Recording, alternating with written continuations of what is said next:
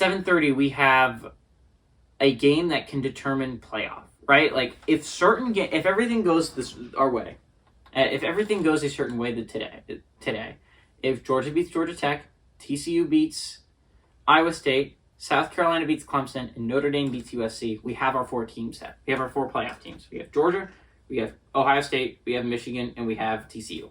Doesn't matter what happens in the championship games outside of where the seedings would happen. If the 4 games that I described take place exactly the way I described them, we have our 4 teams set. Question is, can Notre Dame do it again? They've upset 2 top 15 teams this year. They upset UNC. Actually, I don't know if USC was ranked.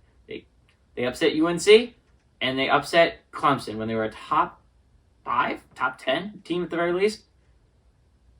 This is a chance to knock off their 3rd playoff contender, right? This would be a huge win in Notre Dame's key. I mean, this would be huge for Notre Dame. If Notre Dame's 8-3, those 3 losses are, to be fair, not great losses. The Ohio State loss isn't bad, but the loss to Marshall and Stanford are both horrible. They've shown to play down to their competition.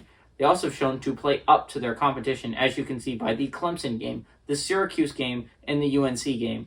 All 3 amazing games played by Notre Dame, and just dominant games played by Notre Dame.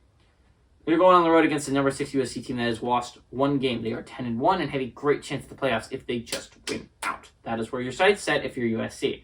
You expect nothing less than the playoffs, and you have a great chance at making it if you just win out.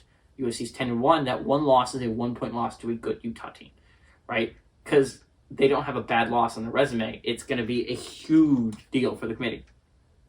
USC's favored by 5.5 on ABC. Drew Pine for Notre Dame's gone 141 to 228, thrown for 1,703 yards, 19 touchdowns, 5 interceptions. Audric Estime has had 136 carries for 782 yards and 11 touchdowns, and Michael Mayer has had 59 catches for 711 yards and 7 touchdowns. Caleb Williams has gone 250 to 385, thrown for 3,480 yards, 33 touchdowns, 3 interceptions into a season that you have to consider Heisman worthy. Travis Dye has gone had 145 carries for 884 yards and 9 touchdowns, but they have lost Travis Dye for the season, so they're going to have to run with their backup from now on. Jordan Addison has 51 catches for 765 yards and 5 touchdowns. Notre Dame leads the series all-time 48-36, and the last 4 games have gone to Notre Dame, ranging from 2017 to 2021. 2016 was the last time SC won, and they did it at home.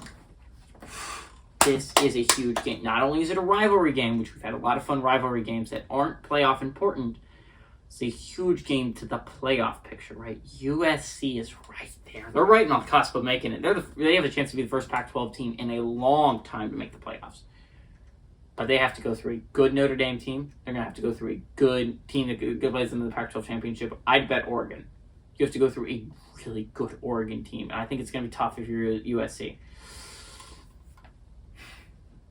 Notre Dame has been playing great against top 15 opponents. They play down to their opponents, but they play up to their opponents as well. I think this is a chance. I think there's a great chance for a Notre Dame upset on the road. Give me the Fighting Irish on the road to pull off a massive upset and throw an absolute monkey wrench into that playoff picture.